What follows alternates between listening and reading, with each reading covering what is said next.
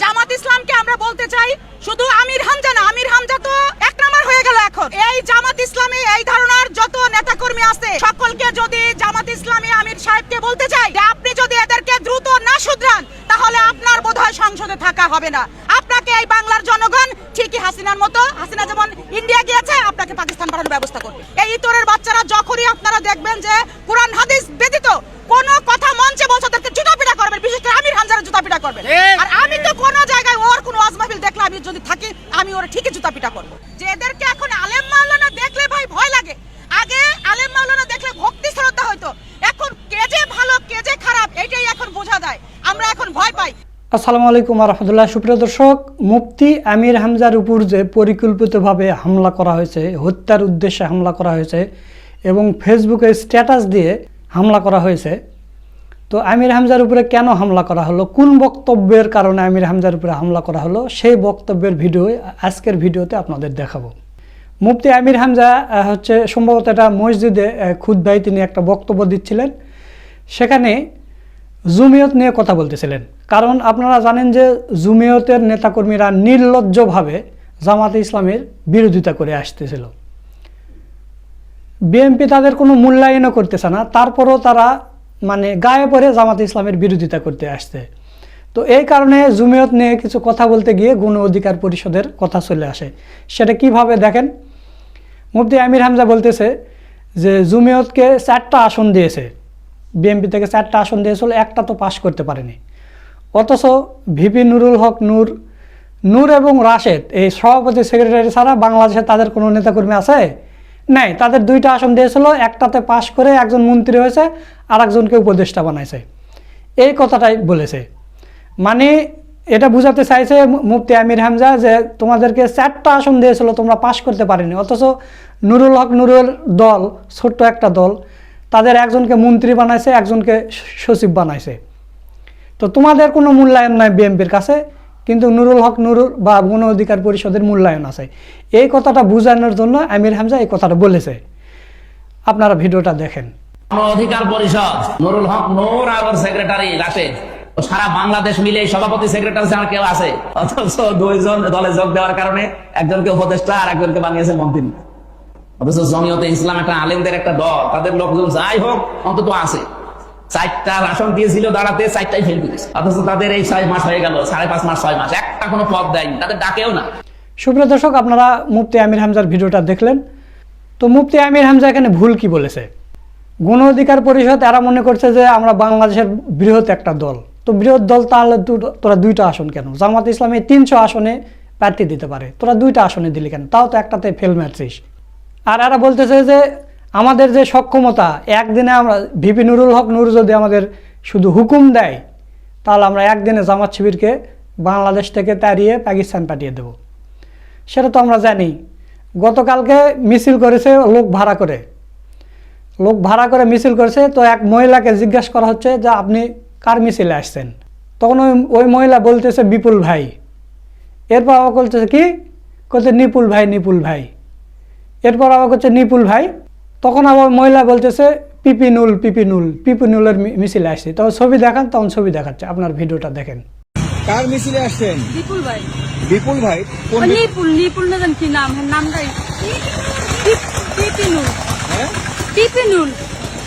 পিপিনুল না তো, তাই নাম বলতে পারেন না? ছবি দেখান। এই আচ্ছা ঠিক আছে। সুপ্রিয় দর্শক, গণ অধিকার পরিষদ এরা মনে করতেছে যে তারা বাংলাদেশের বৃহৎ দল, তারা জামাত শিবিরকে নাকি উচ্ছেদ করবে, জামাত শিবিরকে একদিনের মধ্যে পাকিস্তান পাঠিয়ে দেবে। তো তাহলে লোক ভাড়া করা লাগতেছে কেন? যাদেরকে নিয়ে মিছিলে আসছস তারা পিপিনুল, বিপুল ভাই এগুলো বলতেছে কেন? জামাত শিবির কোনো দিন মিছিলে লোক ভাড়া করতে হয় না, ওই সিঙ্গারা সামুসা এগুলো দিতে হয় না, বা টাকাও দিতে হয় না। জামাত শিবির একটা ডাক দেবে, 5 মিনিটের মধ্যে কয়েক লক্ষ মানুষ জড়ো হবে। এটা জামাত শিবির দ্বারাই সম্ভব, অন্য কোনো দল দ্বারা সম্ভব নয়। সেটা হাসিনার ওই 17 বছর শাসন আমলেও জামাত শিবিরেরা মিছিল করছে, ওই গণ অধিকার পরিষদ কিছু করতে পারেনি। বড় বড় গল্প মারলে হবে না। জামাত শিবির কোনো ভেসে আসা কচুরি পানার নয় যে তোরা করবার চলে যাবে। আজ না হয় বিএনপির সাথে গিয়ে একটা মন্ত্রী প্রতিমন্ত্রী পাইছো, এখন বড় বড় বাতেলা ঝাড়তেছ, এই বিএনপি সরকার কি সারা জীবন থাকবে? এরপর সরকার পতন হবে না, অন্যান্য সরকার আসবে না, তখন এই ভিপি নূর কোথায় যাবে? ভিপি নূর তো একবার জামাতের সাথে যায়, একবার বিএনপির সাথে যায়, কখন কি করে, কখন আওয়ামী লীগের সাথে যায় তার ঠিক নেই, তখন দেখা যাবে। তো প্রিয় দর্শক, মুফতি আমির হামজা একজন এমপি, তিনি কি কোনো দলের বা কারো সমালোচনা করতে পারবে কি পারবে না? এটা তো গণতান্ত্রিক দেশ, একটা সাধারণ মানুষও যে কোনো দলের বা প্রধানমন্ত্রীর বা মন্ত্রীদের তো সমালোচনা করতে পারবে, এটা তো সংবিধানে আছে। তাহলে একজন এমপি হয়ে কেন পারবে না? এরা এই গণ অধিকার পরিষদ বা জনাব তারেক রহমান, ইনিও তো বলতেছে, ইনি তো প্রধানমন্ত্রী, ইনি জামাতকে উদ্দেশ্য করে বলতেছে যে গত 17 বছর তাদেরকে আমরা রাজপথে দেখিনি। প্রধানমন্ত্রী একের পর এক 2 দিন বক্তব্য দিল, একই বক্তব্য। আমরা দেখেছি বিগত 17 বছরের জনগণের যে আন্দোলন, সেই আন্দোলনে তাদেরকে আমরা রাজপথে দেখিনি। দেখেছিলেন আপনারা? আন্দোলনে বিএনপি সহ বিএনপির সাথে যেই রাজনৈতিক দলগুলি মাঠে ছিল, তাদের নেতাকর্মীরা অত্যাচার নির্যাতনের শিকার হয়েছে, গুম খুনের শিকার হয়েছে। আজকে যারা বড় বড় কথা বলছে, যারা বলছে জনগণকে যারা বিভ্রান্ত করার চেষ্টা করছে বিএনপি সরকারের বিরুদ্ধে, তাদেরকে আমরা রাজপথে বিগত 17 বছর দেখি নাই। যে 17 বছর নাকি রাজপথে জামাত শিবিরকে দেখেনি, অথচ প্রধানমন্ত্রী নিজেই 17 বছর লন্ডনে ছিল, জামাত শিবিরকে নাকি দেখেনি। তারপর বলতেছে 71-এর রাজাকার, 71-এর ভূমিকা এসে হ্যান ত্যান অনেক কিছু বলতেছে। অথচ প্রধানমন্ত্রীর দল 1991 সালে 2001 সালে এই জামাতের সাথে জোট করে সরকারে গেছে, ক্ষমতায় গেছে। তো প্রধানমন্ত্রী বিরোধী দলের জামাতে ইসলামের সমালোচনা করতেছে, তো করতে পারবে না? এটা পারবে, এটা গণতান্ত্রিক দেশ, যে কেউ সমালোচনা করতে পারবে।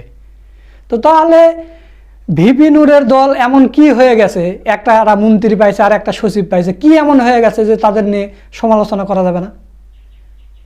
একজন সাধারণ মানুষ তো সমালোচনা করতে পারবে, সেটা না বাদই দিলাম, সাধারণ মানুষ বাদ দিলাম, একজন এমপি তিনি সমালোচনা করতে পারবে না? অবশ্যই পারবে। তো প্রিয় দর্শক, এক ভাই এই বিষয় নিয়ে অসাধারণ কিছু কথা বলেছেন, চলুন আমরা সেই ভিডিওটা একটু দেখি।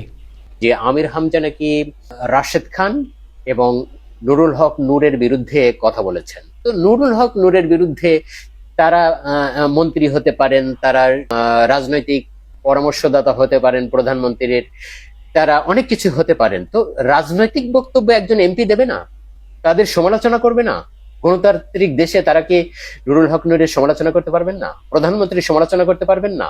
বা যে কোনো মন্ত্রীর সমালোচনা করতে পারবেন না? বিরোধী দল হিসেবে, বিরোধী দলের একজন এমপি হিসেবে তিনি কি সমালোচনা করতে পারবেন না? তো সমালোচনা করেছেন, সমালোচনার জবাব তো লাঠিসোঁটা হতে পারে না, সমালোচনার জবাব তো পাথর হতে পারে না, ইট পাটকেল হতে পারে না, সমালোচনার জবাব তো অস্ত্র শস্ত্র হতে পারে না, সমালোচনার জবাব তো গাড়ির উপরে হামলা হতে পারে না, সমালোচনার জবাব কি আঘাত হতে পারে, সমালোচনার জবাব কি মানে পেশি শক্তি হতে পারে, সমালোচনার জবাব কি এটা হতে পারে?